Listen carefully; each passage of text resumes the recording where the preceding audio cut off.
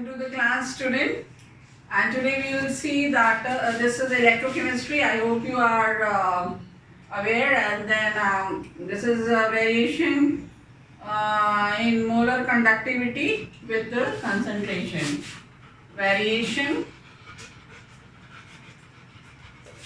of molar conductivity. You know that this is lambda, capital lambda. The symbol is for molar conductivity. Variation of molar conductivity with concentration.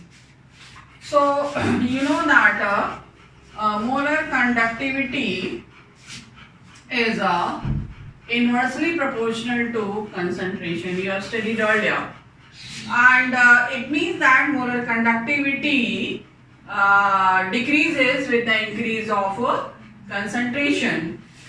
So this trend change variation in molar conductivity for a strong electrolyte and weak electrolyte is not same. It is quite different, and that's what we are going to see now here. So we will see now here variation of molar conductivity. Variation of molar conductivity with the concentration for a strong electrolyte. So first we'll see for a strong electrolyte, then we will come to the weak electrolyte. So as you know, molar conductivity is inversely proportional to concentration. So molar conductivity of a strong electrolyte varies slowly. Means molar conductivity of a strong electrolyte decreases slowly with the increase of concentration. Slowly it is decreasing, not sharply. Okay, so at low concentration. At low concentration means high dilution. At low concentration, the molar conductivity is linear or a variation. At low concentration, the variation of molar conductivity is linear. This is important. So what is the opposite? At high concentration, that is low dilution, the variation of molar conductivity is not linear. These both terms are important, you need to know. So it is found that if a graph is plotted, this graph is not in the syllabus now, it is reduced. No question will be set from the graph. But with graph you have to understand the variation. Okay, so if a graph is plotted between molar conductivity of an electrolyte and its square root concentration. The square root concentration is your what? Moles per liter, and square root, so is to the power half. This is unit, and unit of molar conductivity, you know, that is per ohm and per centimeter. Here unit I don't mention. Per ohm per centimeter square. The unit we ignore, we don't write unit. Okay, the unit I have already emphasized, and in the syllabus it is mentioned that molar conductance and all that unit part has not to be emphasized. So that's why I am done with, although we have covered the unit part earlier.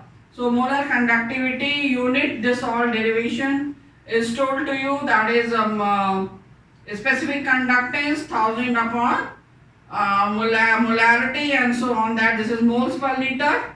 So on that basis you can find out its a unit. So but that part is not so important, that's why I am not writing here. So it is otherwise per ohm centimeter square per mole. So that is the unit. So here this is your molar conductivity and here this. So for potassium chloride the graph was plotted and what it was found that when concentration is low, low means when we are this side, when concentration is low then the curve obtained is almost linear. When concentration is low, when concentration is decreasing, then this is linear and the molar conductivity is increasing. So with increasing the dilution, the molar conductivity is increasing, but linearly, this is a straight line. And but when the concentration is increasing, then this variation is not linear, but it is non-linear. This should have gone this way, but it is not linear. So it is not linear. It is not linear when the concentration is high. So this graph was obtained when for potassium chloride molar conductivity versus concentration was plotted. So and here the origin. So here the square root of C will be 0 at this point. So when this curve was obtained, then this your curve was extrapolated. Extrapolated means extended backwards. So when it is extrapolated, then this is touching. This is extrapolated, then this is touching here, this point. At this point, this particular point, if I mark it as Y or just take it as W, this point. So at W, your square at W, the square root concentration is 0. The concentration is 0 when it is extrapolated. And then at that time, your molar conductivity is reaching to the limiting value. Beyond this, it cannot be, because the concentration has come to 0. Concentration has come to 0 means infinite dilution. This you should know. So at infinite dilution, the value of molar conductivity has reached has reached to limiting value. Limiting value means definite value. Definite value. So this definite value which we have at this point of molar conductivity, at this point the molar conductivity is considered as molar conductivity at infinite dilution. This is how we write. I make bigger sign of infinity. So this is molar conductivity at infinite dilution. Infinite dilution means concentration is 0, and at that time whatever the molar conductivity, that will be definite, constant, and therefore it is called molar conductivity at infinite dilution. So this is here. So for a strong electrolyte, we can have a definite value for molar conductivity if the dilution is infinite, when concentration is almost considered to be 0. And now we will see that variation of molar conductivity with concentration for weak electrolyte. For weak electrolyte.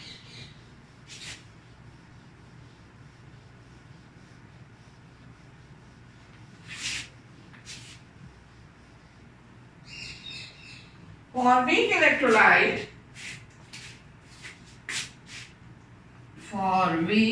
electrolyte, so you know that weak electrolytes are very weakly dissociable. Their ions are not dissociable like the ions of a strong electrolyte. So when they are weakly dissociable, therefore in the solution the number of ions will be less. So if you have a solution of a strong electrolyte, and you have a solution of a weak electrolyte, okay, and both of them are having same concentration. If the concentration is same, say 1 molar, 2 molar or 0.1 molar, whatever it is.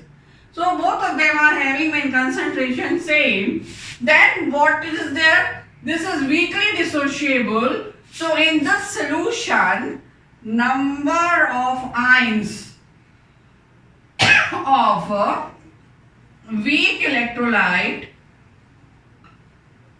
will be less because it is not completely dissociable. And on the other hand, in that strong electrolyte solution, number of ions will be more.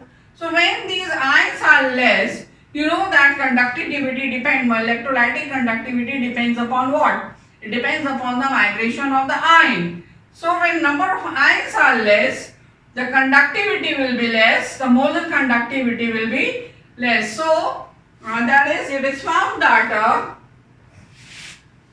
when we are, you have studied in class 11, if we are adding more and more water to the solution of weak electrolyte, means on dilution, if you are decreasing concentration by adding water, means on increasing dilution, what is happening? The dissociation of the weak electrolyte increases. So on the dilution, dissociation of a weak electrolyte increases. Okay, and when dissociation of weak electrolyte will increase, means what? That is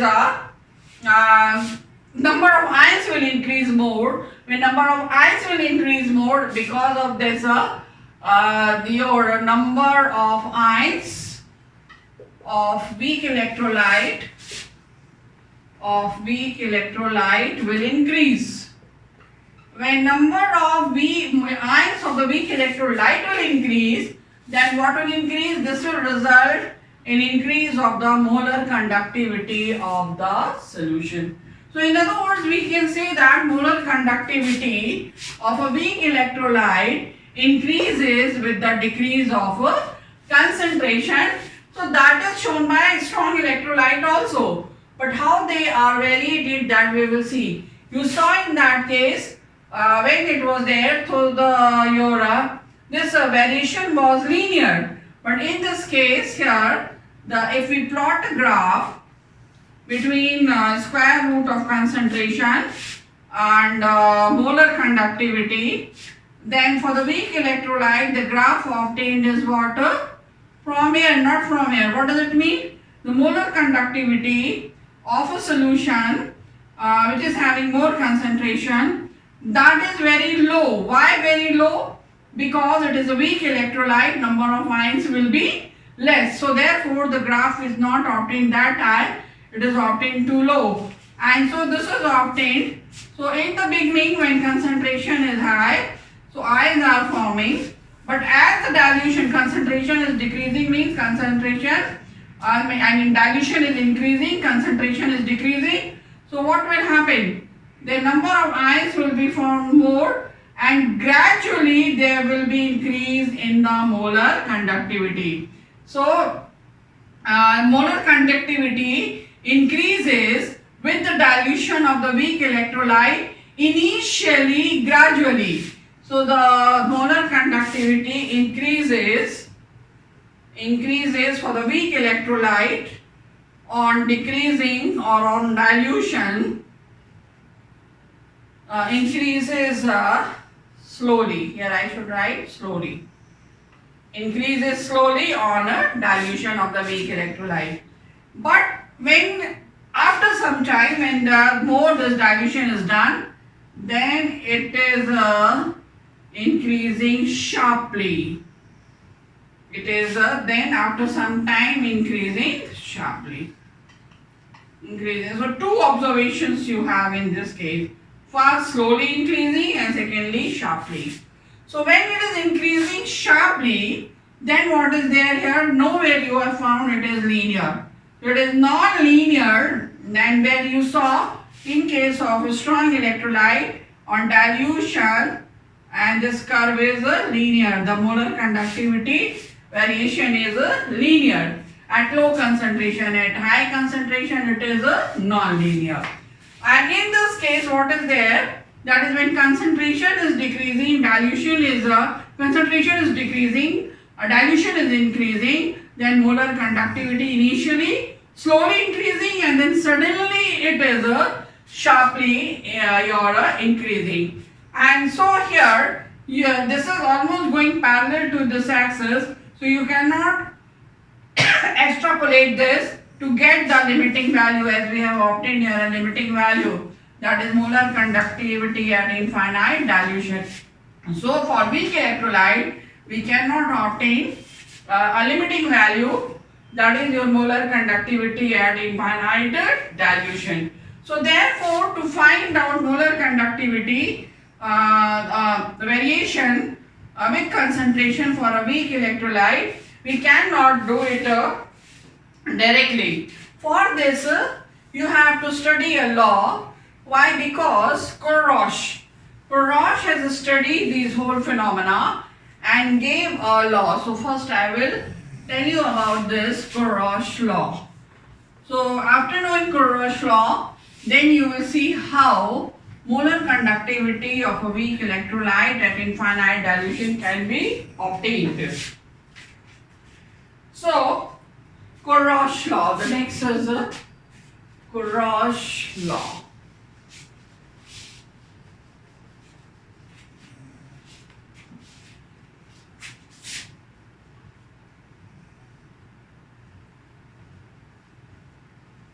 Kurosh law. Okay.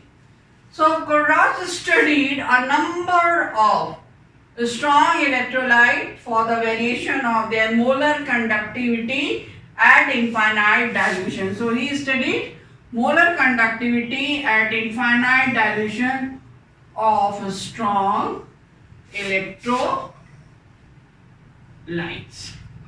And what did he see? What did he found? That the pair of, I just write for some pair, and then it will be clear to you. I have brought the example. These are the experimental values. NaCl, KCl, NaCl, NaNO3, KNO3, and NaOH and KOH. The value is 126.45, 149.86, 121.55, 144.96, and 248.11, 271.52. Unit also you can write per ohm centimeter square per mole. So if this is their molar conductivity at infinite dilution for all. So what did Kurosh saw? That when he considered these pairs and he took the difference of these two, the difference of these two pairs. So what is in common that you can see here? They have in common chloride ion, this pair. This is having nitrate ion in common, and this is having OH ion in common. So the difference is found to be in all these cases is equal to 23.41. 23.41. So what did Gurrosh saw that molar conductivity at infinite dilution for a pair of strong electrolyte is always a constant if they have same ions. A pair of strong electrolyte which has same ion, at least one ion same. One ion same, the दो electrolyte लोगे तो अलग-अलग, so that one they will be differing at least by one ion, either cation or anion. So if an ion is same, cation is different, an ion is same, then the molar conductivity this and molar conductivity of this, if you take the difference, whatever you get here, if you compare with another which is having same, another pair which is having same your anion, so their molar conductivity difference is also exactly the same. And this observation helped Gurrosh to conclude something. So what did he concluded? Gurrosh has seen what? Gurrosh has observed that molar conductivities at infinite dilution of a pair of strong electrolyte, that is strong electrolyte is a constant, although they may have a different one of the ions and one of the ions will be same. And in the other thing, that is what he concluded according to him, that is molar conductivity at infinite dilution is contributed, that is, or you can say that ions of an electrolyte has a fixed contribution, in its conductivity or in its conductance. Fixed contribution it has. Okay, at infinite dilution, this is important. At infinite dilution, that is ions of an electrolyte has a fixed contribution in spite of having either anion or cation different, or you can say from here you can dilution having either anion or cation same. Both way you can define. Anyone can be different or anyone can be same.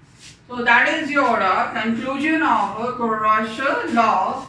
Now how he has formulated his law, that is important, that I am going to give you.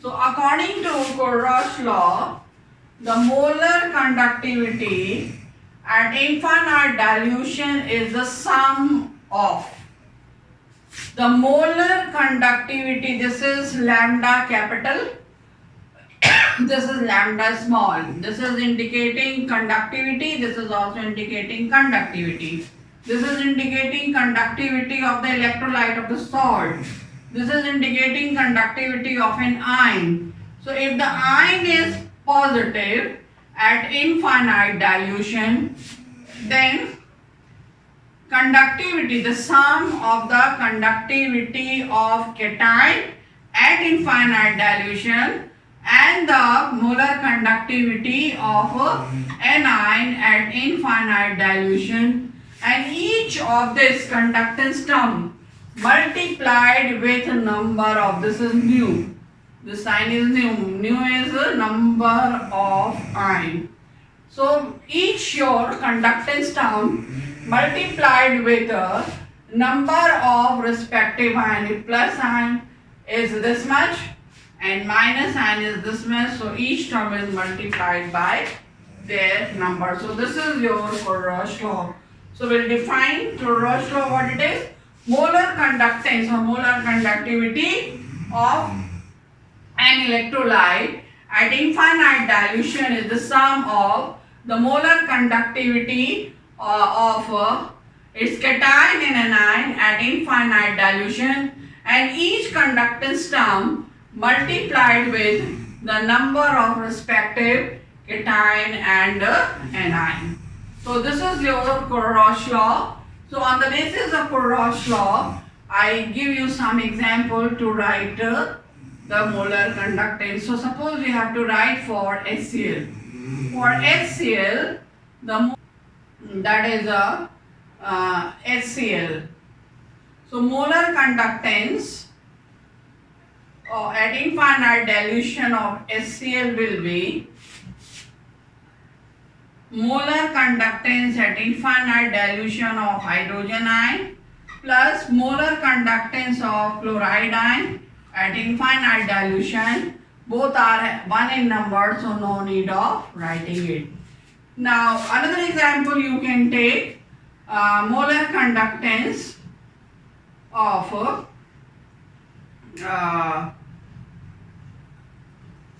Fe, or one more example I have got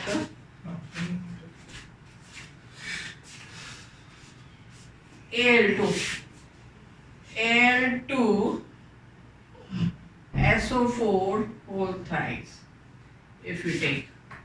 So for this we will have conductance of aluminium ion. Aluminium ion has 3 plus and infinite dilution. These are 2 in number, so multiplied with 2 plus conductance of sulfate ion at infinite dilution, and how many are they? 3. So you should know to write according to Corrosh law these are this formula. Now we will see the application of Corrosh law. So numericals are based on that. So first application. The first application is a determination of application.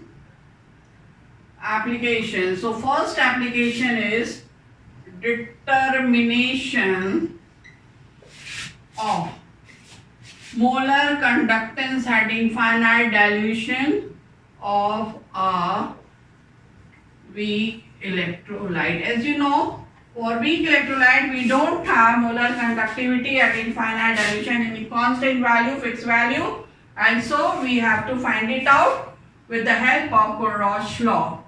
So take one example. Suppose you have to find out molar conductivity at infinite dilution of acetic acid, which is a weak electrolyte. So if this is the example, then according to this you have to find out. So according to Corrosh law, what we will have, you will have to first write molar conductance at infinite dilution of acetic acid is equal to molar conductance of hydrogen, positive ion first, hydrogen ion at infinite dilution. Hydrogen ion is 1 plus molar conductance of acetate ion at infinite dilution, and that also is 1. So let this be equation 1. You have to find out molar conductance at infinite dilution of a weak electrolyte, acetic acid, with the help of a strong electrolyte, because Corrosh studied his law on the basis of a strong electrolyte. Through that I showed you that is differences in the molar conductance at infinite dilution of the strong electrolyte to be constant.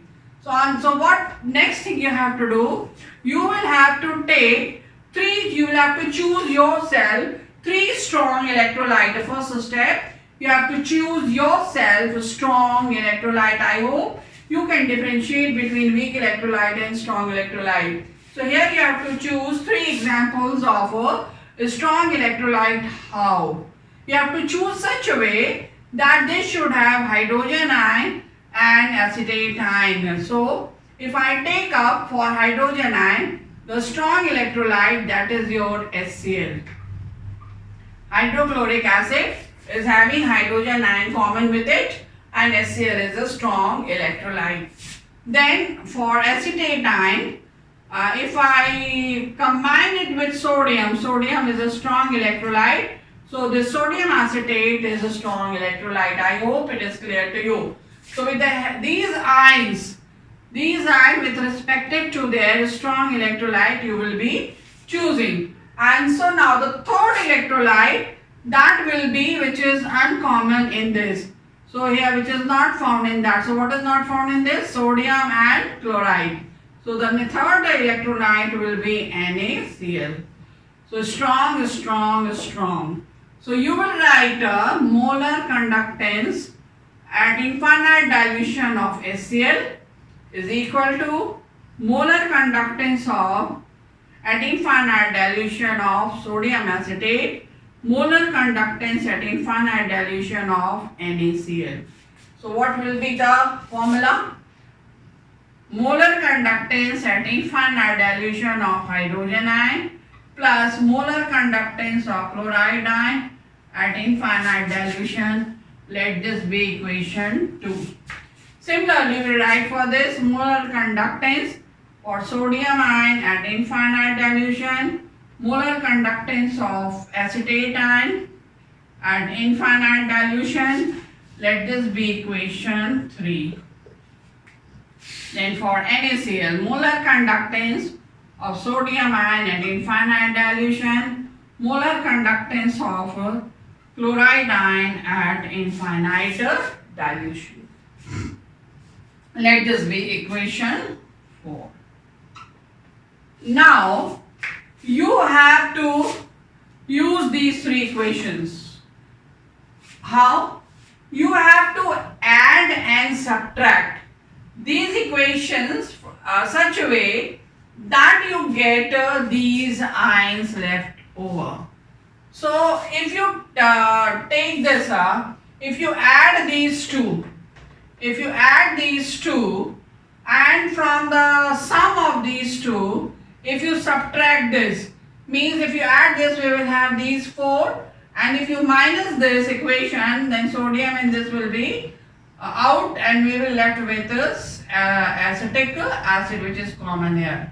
So you have to decide yourself what to be added and what to be subtracted. So we will do the next step on adding equations second and third, or you can write that way on subtracting